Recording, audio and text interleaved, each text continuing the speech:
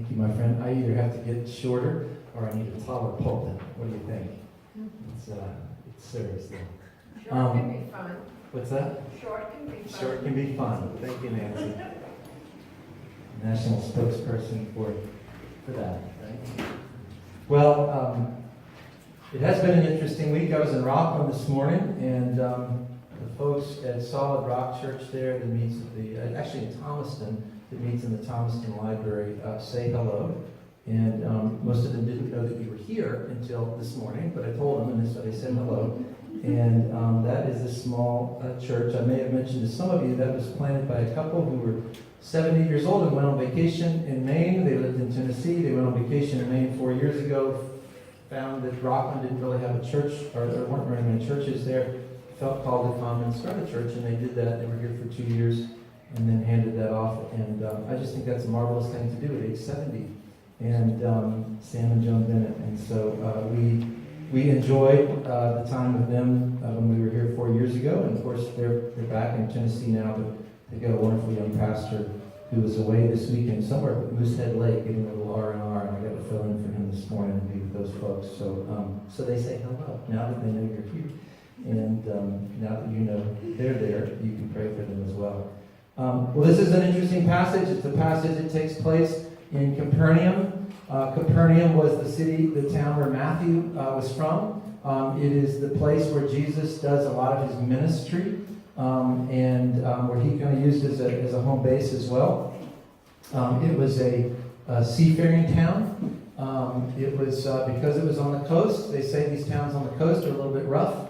And we know sort of how that is. Like I said, I was in Rockland this morning, and my understanding is 20, 30 years ago, Rockland was basically a den of pirates and brigands, right? And scallywags of all kinds. That's what they say. That's what I read at least. Not true? That's No? where I come from. Oh, okay.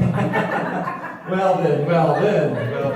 There we go. So, that's the word at least. And maybe some of the reputations of some of these other towns, maybe the reputation of Capernaum was not quite true. But there's a reason why the word coastlands, when we see that in Psalms 97 and other places, is a euphemism in the Bible for rough places filled with rougher people. And those coastal towns tend to attract an interesting element. And Capernaum is, or was, one of those places.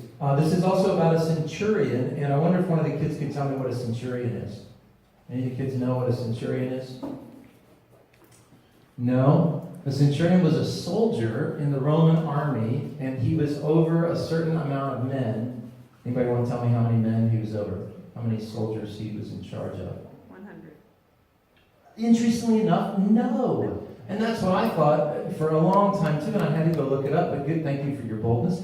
You could be a centurion with that kind of boldness. And so centurions, I don't know why this is the case, but we're in charge of about 80 men. And so maybe it was 80 men and then officers or something makes the full century. But apparently, or maybe the Romans couldn't count, but they were in charge of 80 men. We think of century as being 100 years, and that certainly means 100. So we'll have to figure out where those other 20 come in.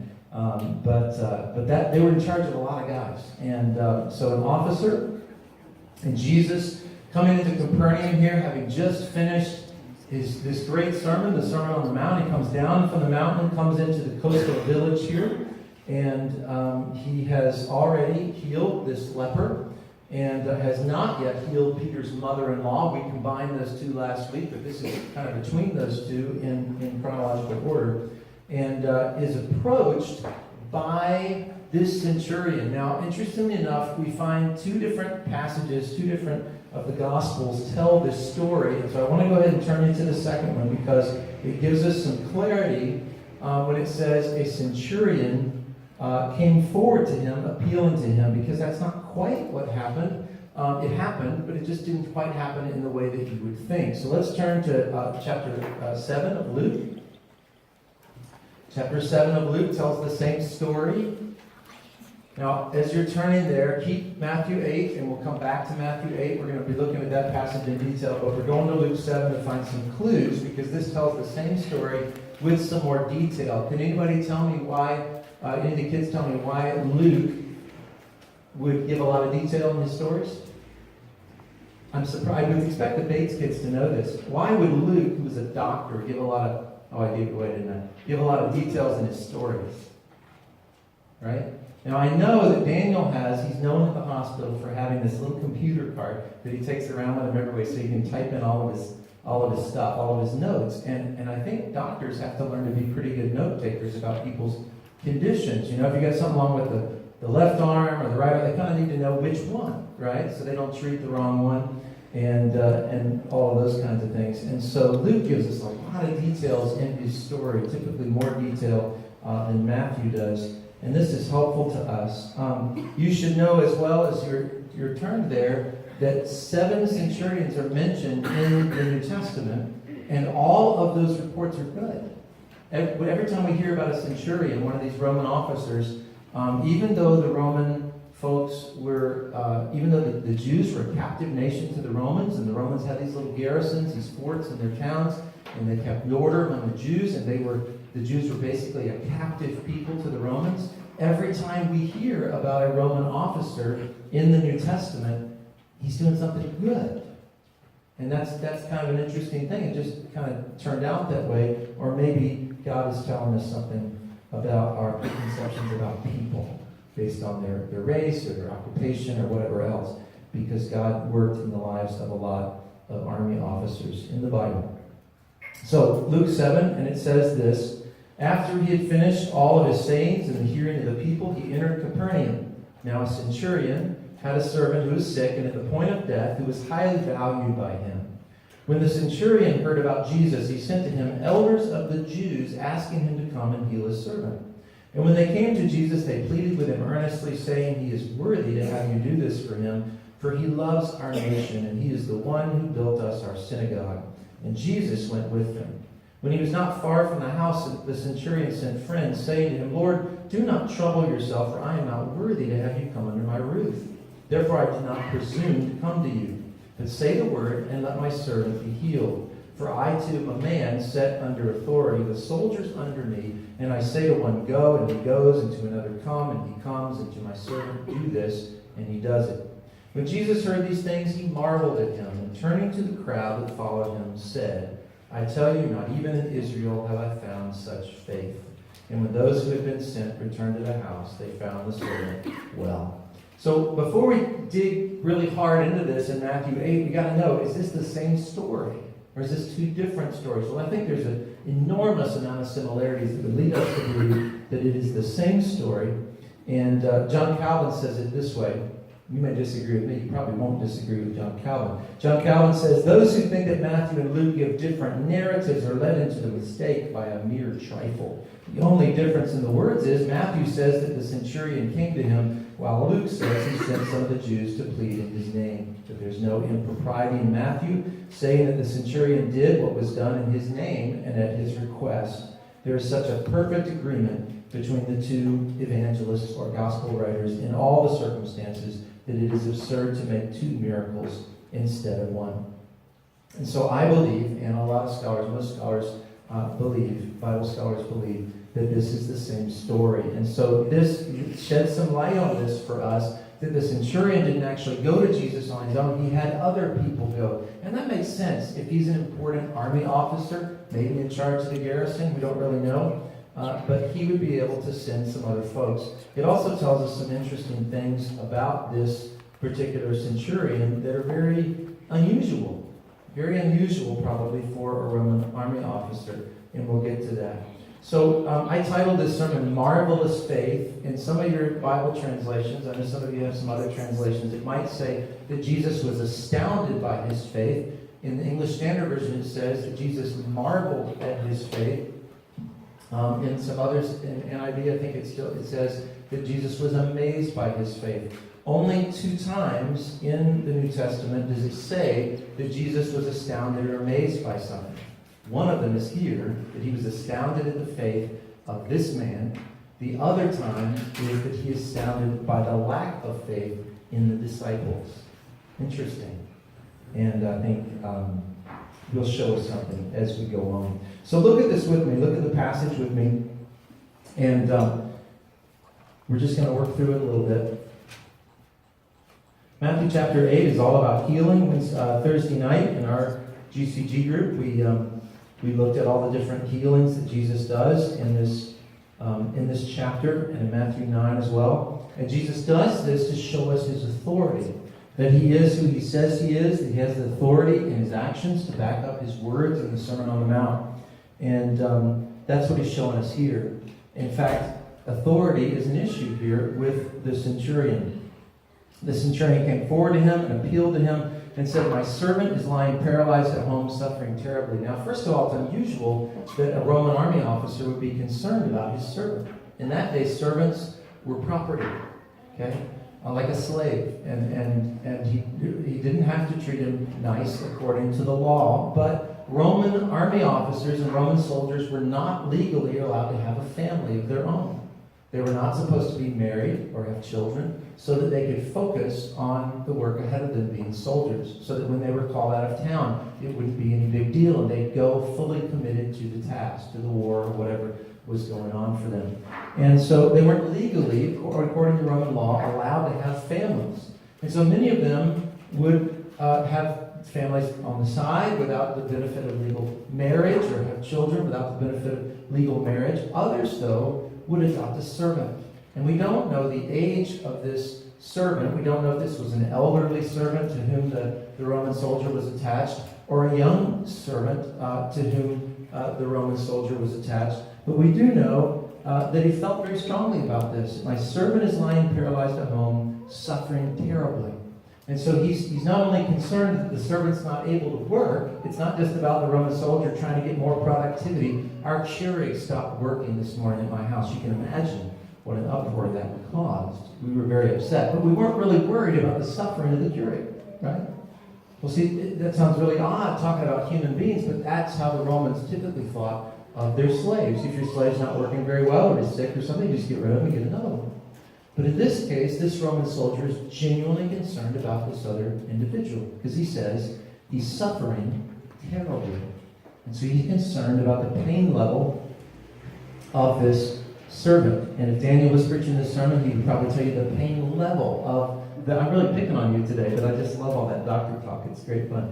And he would tell you the pain level of this particular servant. But he says he's suffering terribly, and Jesus doesn't beat around the bush.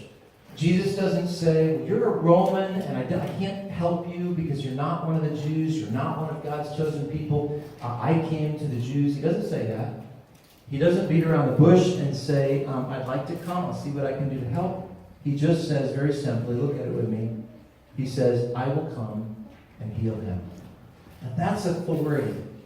To not know exactly what's wrong with the servant and know that he has the power by God to heal this man, to heal this servant.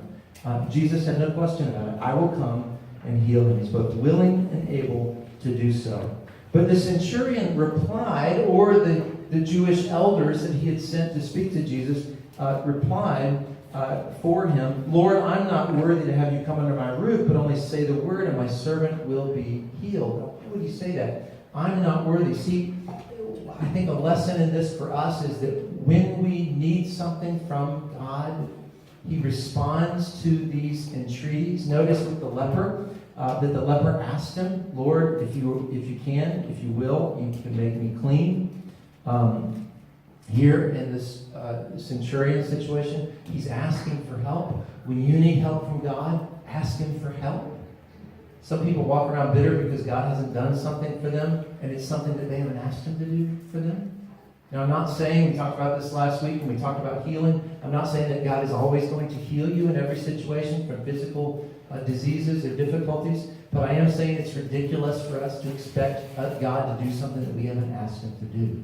And so go to him in prayer and ask him for what you need. That's the right place to go. He responds here, and all through the Gospels, he responds to requests, entreaties. He waits until he's asked to heal these folks. And then the second thing for us in this is look at the way that the centurion responds. "Lord, I'm not worthy to have you come under my roof." Now, this is a Roman army officer in an occupied town. When he walks down the street with his men, or even by himself, they have these giant sort of plumed hats. They carry these really large shields and a sword at their waist. And of course, the Jews were not allowed to carry weapons like that. And so he's a very authoritative kind of personality, right? He was probably tall and well-built. They tended to pick these tough-looking guys to be, they would rise up in rank and end up as the centurions. He's an older man. He had to be 30 to be a centurion, so not yet, maybe soon. 5 years. 5 years, Tyler could be a centurion if we didn't have those here at that time. I don't think we have those in Booth Bay. But maybe an Edgecombe, I don't know. And so it was somebody who was used to other people doing what they said, somebody who was used to being an authority, someone who was certainly thought of as worthy, a Roman citizen, which was a big deal. Someone with power, someone who could give a command, and all of these soldiers would jump, 80 soldiers would jump at their command. But he says, Lord, I'm not worthy to have you under my roof. And sometimes we have a real sense of entitlement when it comes to our requests from Christ. The centurion did not. He came with humility and approached Jesus in what I think is exactly the right way. Lord, I'm not worthy to have you come under my roof, but only say the word, and my servant will be healed. For I too am a man under authority with soldiers under me, and I say to one, go, and he goes, and to another, come, and he comes, and to my servant, do this, and he does it. Well, we talk a lot about simplicity around here, and we like simple things, simple structures, so things don't get too complicated, so we can focus on the things that really matters. Some people talk a lot about simple faith. He just has a simple faith. He just believes very simply. This is anything but a simple faith. This is a man who has thought through what he believes. He is relating it to his own life circumstance. He has a rather sophisticated view of why he believes what he believes about Jesus. Now, we don't know for certain that he was a believer, that he was a Christian, but I do think it's very unusual that a Roman soldier, it says in Luke 7 there, look what he had done. Flip back over to Luke 7 if you got it. Just keep that one, keep both of those ready to go there. Flip back over to Luke 7. Look what it says. First of all, we've got the elders of the Jews. The elders of the Jews coming and asking Jesus to heal this man's servant and pleading with him earnestly. It says in Luke 7, verse 4.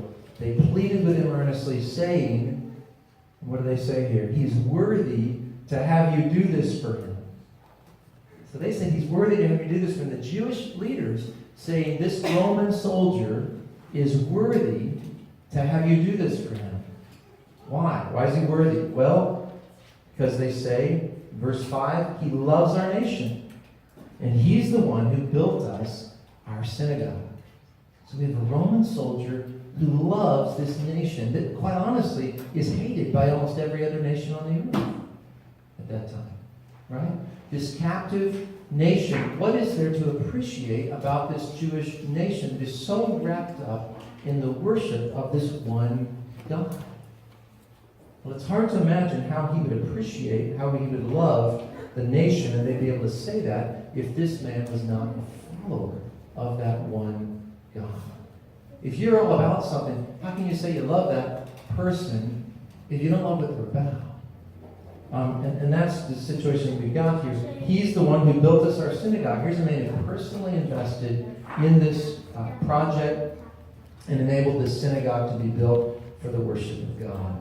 And so I believe that this centurion is in fact, or was in fact, a God-fearer, if not a follower of Christ. Now, does he know that Jesus is the Son of God? Probably not. But he knows that by reputation, Jesus is someone that God is mightily working through, and that he's able to do this. So they say he's worthy. The Jews do. The centurion, however, back in Matthew 8, says, Lord, I'm not worthy to have you come under my roof. And again, this is the right way for us to approach God, without a sense of entitlement, with a sense of humility, recognizing our place and recognizing his place, recognizing that we come to him, and he is in fact the title of this centurion calls Jesus, he's Lord. He's a man who's under authority. And in both cases, in both passages, he says, I have soldiers under me, and when I tell them to go, they go, and when I tell them to come, they come, and when I tell a servant to do this, he does it. And because of this, Jesus marveled at him. Now, why is Jesus marveling at this kind of faith? Well, first of all, it's unusual who this is coming from. This is not a Jewish person. Okay? This is not a disciple. This is not one of Jesus' chosen disciples. This is a Roman. He's probably not of Jewish origin, Jewish race. This is a soldier. This is someone whose whole job is about oppressing the Jewish people. These are the guys that would maybe be going along, or at least some of the soldiers working for him, the legionnaires, would be going along with someone like Matthew, who's a tax collector, when he goes to extort taxes before he came to know Christ. When he would go to extort taxes from the Jews, he would take along some of these Roman soldiers with him. He'd give that money back to the crown, and keep a little bit, or maybe a lot of it for himself. Okay? Very unusual that this type of person would have faith at all in Christ. And Jesus marvels at it, and marvels that the man not only believes that Jesus can heal the servant, but that he believes that he can heal the servant with a word. That Jesus doesn't even have to be there. This is, by the way, Jesus' first long-distance healing. And so before he gets to the house, he heals the servant, even with a word. And of course, they found the servant well. Well, I don't know how your faith is. We've talked before about what faith is, and I think it might be helpful to reiterate a little bit of that, and even to consider what it is not. First of all, they're not. Faith does not equate to good character. Okay, this is not about this servant getting healed because either the servant or the soldier was of good character. Jesus didn't say, after the request of the elders and the friends and this man's request, he didn't say, I've not found such great character among all the Gentiles in the city of Capernaum. He didn't say that he was healing it based on the servant's character. He didn't say that it was because of the religion of the centurion. This is a man who turned away from that big pantheon. How many of you studied the Roman or Greek gods when you were in school, or you're in school and you have to study those in school? Edith Hamilton's mythology. I remember studying that in 5th grade. And that's what they believed. They believed in this big pantheon of multiple gods. He had turned away from all of that, all of those Roman gods, and turned and believing in the God of the Bible. But yet it wasn't because of his religion that Jesus healed his servant. It says he was evidently a very religious man, but Jesus didn't even remark on that. It's not because of his philanthropy. It's not because he gave money or facilitated the building of the synagogue. That's not why he did that. We may have some people like that who give a lot away, and we think they're great people because of that. That's not what matters here in this passage. Faith is not any of those kinds of things. Faith has very little to do with the person themselves. It has everything to do with who Jesus is and our perception of who he is. So what is it? So I need a volunteer. I need one of the kids to help me, if you can. Owen, would you like to help? Yeah? All right, I'll get you next time, okay? Owen, why don't you come up here and bring that chair right there on the end, okay? Bring that chair right there. So faith, 3 elements. One way of looking at faith, we have 3 elements. The first one is knowledge. And so I'll ask Owen. Owen, what is that? It's a chair. Are you sure? Look it all over, make sure. Check it out. Are you sure? Okay, you're positive. Okay. All right, good. Okay, if you're sure. So knowledge, first part of faith. There is no faith that is not grounded in knowledge or in truth. It's impossible to have faith in Jesus without some sort of knowledge of Christ. Proverbs 18:15 says, an intelligent heart acquires knowledge, and the ear of the wise seeks knowledge. We have to learn things, consider them, sort out the truth of them. You can sit in the chair if you want to. You just sit. You don't want to sit? Okay, we just wait for me for a minute. I'll get back to you in just a second. And so, if we're gonna have knowledge and we're gonna turn that knowledge toward wisdom, we have to avoid 3 things on the knowledge side. We have to avoid ignorance. There are some people who are blissfully ignorant of the truth of faith, the truth of who Jesus is, the truth of what life is about. The soldier could have claimed that he didn't have time to be concerned about the local people's religion. No one expected him to check all that out in detail. He could have just focused on soldiering. Probably plenty to do. We do this sometimes. Just do what's in front of us, completely unaware of what's going on in the world or some of the bigger questions that we need to deal with, like why are we here? Who made us? Did anyone make us? Who is God? Should we worship Him? What should our lives be about? Those questions, a lot of people are unaware of that. They choose ignorance. We work, quote, sports statistics, but on the big questions, we just ignore all of that stuff. And so we end up ignorance. That's where ignorance, that's where that comes from. Sometimes this is out of fear that we'll be responsible for what we hear, right? But the truth is we're responsible if we refuse to hear it also. Sometimes this is out of shallowness, that we actually just prefer things that don't matter. We figure somebody else can worry about that. But in our own lives, when it comes to faith, it's an individual thing, and no one can learn about that for us. Okay? So we have to be concerned about these things that really matter. The other one to avoid is cynicism. We talked about that in our group some this week in our GCG. We don't get any benefit from knowledge by being cynical, which is saying, I know about things, I may have a lot of knowledge, but I don't allow myself to really believe in anything fully. I'm not joining any camp. I'm not associating myself with any one group. I'm just a spectator, I'm not a participant. You know anybody like that? You ever act like that? I comment on other people's convictions, but I don't have any convictions of my own. Right? Probably thinking of some people who are like that, or thinking of times when you've been like that. Cynicism is to be the man in the stands and not the man in the arena. Theodore Roosevelt wrote a great poem about that. Seeing all the things the centurion saw, the horrors of war, when being a soldier could have bred cynicism. It's good that it did not. Okay? The third thing you have to avoid, and I couldn't find a better word for this, so I'm going to call it Pollyannaism. That is Pollyannaism. I don't know if that's a word or not. It's a word now. How about this term? We'll get a big fancy spiritual term. Idolatrous tolerance. Idolatrous tolerance, or Pollyannaism. This is when people say, I believe everything. Everything's fine. Whatever you believe is okay by me. Right? You want to believe this about God? I'm going to believe this about God. It's no problem. Even if it doesn't fit with one another. Even if I say, that's a couch, and you say, what is that? A chair. Okay? The problem is that doesn't work because one of us is wrong. It's not a couch.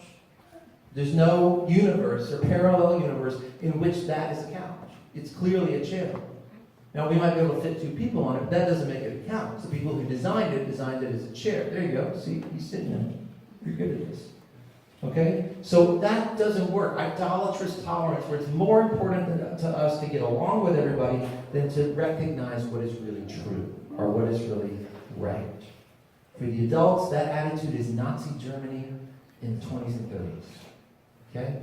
You do whatever you want, I'm just going to leave it alone.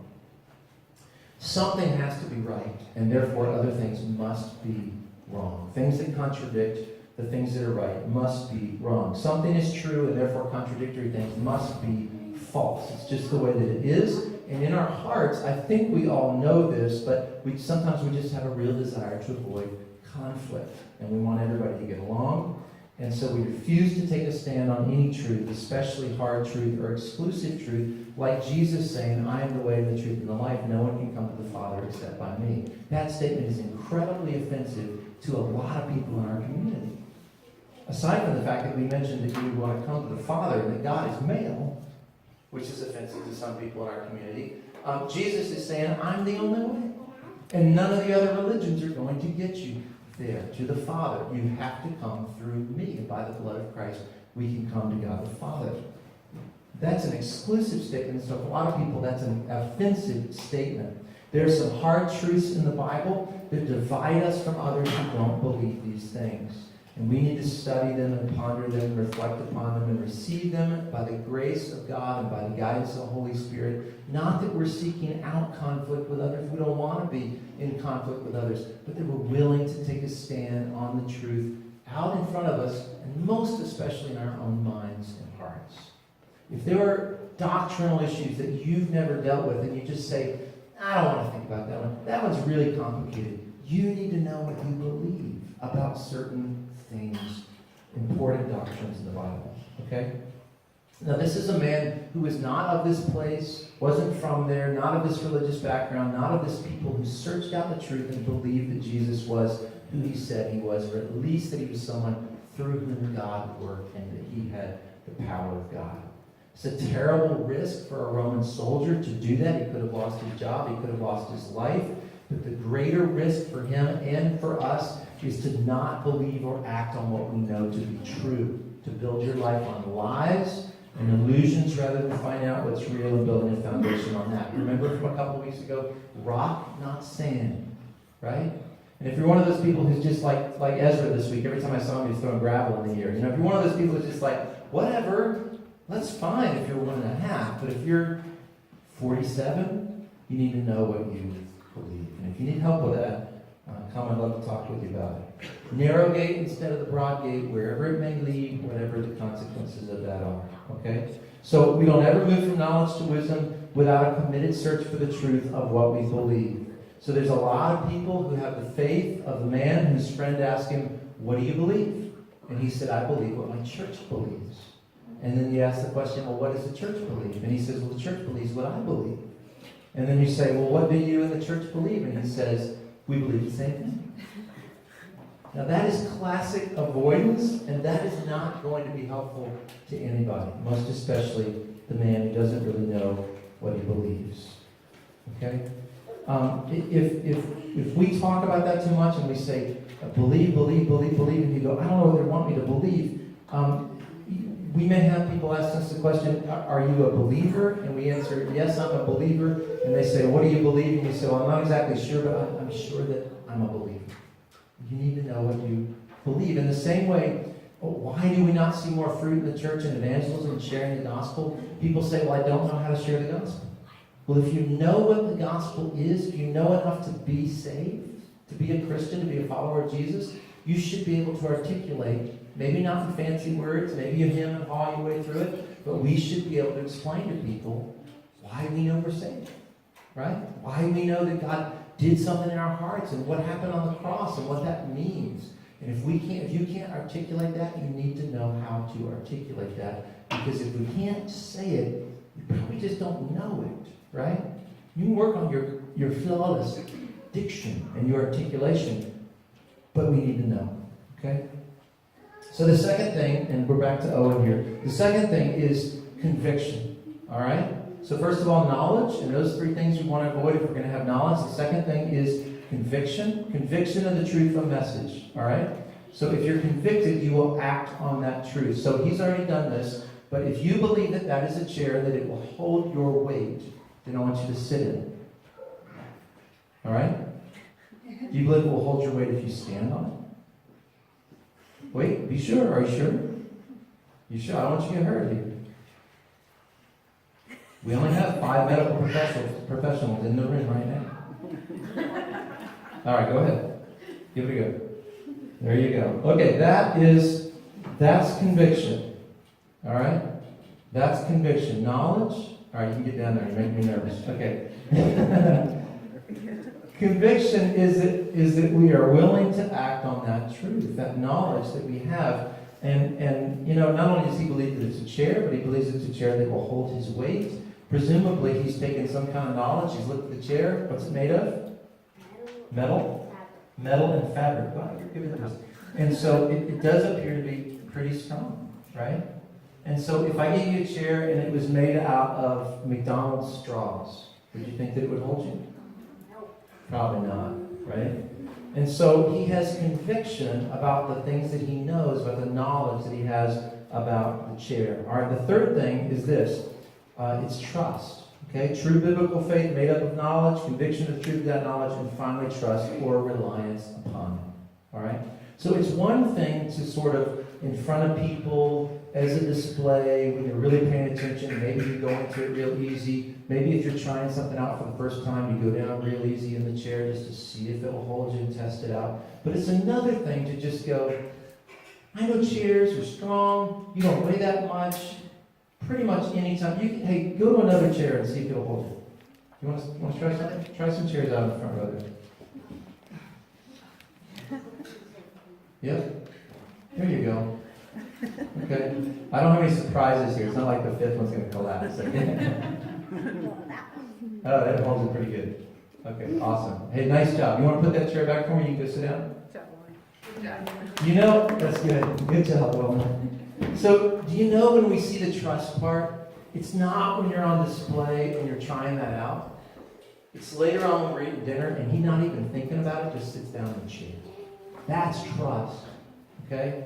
And these are components of faith. When we come to saving faith, we rest upon Christ for what Christ has done. We're not on display necessarily. We're not even really consciously necessarily thinking about it. But we know that Christ is reliable, that He is who He says He is. And we base our convictions and we base our decisions and we base our lives on that truth as a regular part of our practice. In the same way that you guys will look, I know you will, when he gets his food later on, after the ladies have been served, and he sits down with a plate of food, he's going to sit on a chair not even thinking about it. That's trust. And we need all three of those things, okay? We need all three of those to have faith. Another illustration, and this isn't mine, but I think it's a worthwhile one. Suppose there's a fire in the upper room of a house. Okay? Terrible thing, but in the upper room of the house, there's a fire. People gathered out in the street. Suddenly, a child appears on the second story. He's going to be okay. It's all right. And in the crowd, there's a great big fella who just happens to be on vacation in Maine, and he plays for the Patriots. Okay? Sorry, Jamie's away on her Western road trip because she would appreciate any reference to the Patriots. So this great big guy plays for the Patriots, and he goes over, and as the crowd shouts for the child to jump, this huge man stands out. He's 6'7", 300 and something pounds, and he holds up his arms and he says, "Jump." Because when you're 6'7", 300 pounds, you have a voice like that. And he goes, "Jump, I'll catch you." Right? I'll catch you. All right? Now, it's part of faith to know that the man is there, that he's a big, strong man. Okay? And he has a funny voice, apparently. And the second part of faith is that if that person jumps, the man is strong enough to catch him and keep him from hurt in the fall. But he's not saved until he relies on him and jumps. And he lands in his arms, and he's safe, and he finds out that all of his trust was placed in the right person, in the right place. That's what it means for us to come to faith. I don't know where you are with this. I think, you know, in some ways, it's harder for people who sort of grow up in this to come to faith. We hear these miraculous faith stories from people who come to Christ as adults, and they didn't have any background in this, and I love those kinds of stories. Perhaps for the Jews, this had become rote for them. Perhaps this Roman, knowing that he would have to take this very seriously, went on this search, and he searched this out, and once he was committed to it, he was fully in. Right? God gave him this measure of faith because it would cost him so much, right? And maybe for those of us that have grown up in church and we say, you know, I just sort of believe this is a matter of course, or my parents did, or my friends do, or they made me come, or whatever else. But whatever the case, whatever your background, we need to have faith like this. We need to have faith like this. We need to trust. Where our lives are concerned, where our decisions are concerned, where our church is concerned. To be completely blunt with you, Daniel and I were talking about this the other day. Is it encouraging that we have the same number of people roughly that we had a year ago? Not really. Do we get discouraged in that? Not really. You know why? Because I don't need evidence like filled chairs that will hold people. I don't need filled chairs that will hold people. Here, room filled to bursting. I don't need that for evidence that God will do what He says He will do. And if we are faithful to share the gospel with people and to pray for our community, that God will in fact change hearts and lives. He says He will. I believe Him by faith. Right? And so, I don't know what area in this you struggle with. I don't know if one of these things in your life is a difficulty for you, but I will tell you that this last statement in both of these passages really matters, and we'll close with this. Look at this last statement in this passage, okay? Verse 13, and to the centurion Jesus said, go, let it be done for you as you have believed. Go, let it be done for you as you have believed. And he was healed in that very moment. Verse 10 of Luke 7 says, when those who've been sent returned to the house, they found the servant well. Go and let it be done for you as you have believed. And I think this is a good conversation for us as a church. What does it mean to believe? What does it mean to have faith? What does it mean to really trust in Jesus? Because as we believe, so it will be done to us. Now, I'm not saying if we believe that God will really heal us, that He's always going to heal our infirmities. I'm not saying that. We talked about all that last week. God works on His own timetable. But I am saying that if you've never examined your faith, if you've never examined these truths, if you've never tested your conviction, if you've never really sort of stood on that chair of faith and trusted Christ, now's the time. Today's the day of salvation. And not just with those of you that are thinking about, have I ever done that? Do I know Christ? Am I saved? But for those of you that have been walking with Christ for a long time, that we need to be people of astounding, amazing, marvelous faith. And we can be, not because of all the characteristics of who we are, but because of the one we have faith in. Okay? So let's pray to Him right now. Ask Him to do that in us. And that we will find Him trustworthy. Let's do that. Father, we thank You that You not only loved us enough to send Your Son to die for us, but that You love us enough to give us faith, that we might believe. You didn't just do the things so that we could believe in it. You actually make it possible for us to believe. And I think in every one of us there are places and issues and maybe sins or decisions or convictions or worries that we have. And we have to pray to You prayers like this. God, I believe. Help my unbelief. Help me to have faith. Because you told Your disciples, if you have faith as a mustard seed, you can move this mountain. Now, I don't know that we need a lot of mountains moved. They're probably fine right where they are. But there are some significant things that we as a church are praying for. And top of that list, I think, is that our friends and neighbors, family members would come to know You. And God, we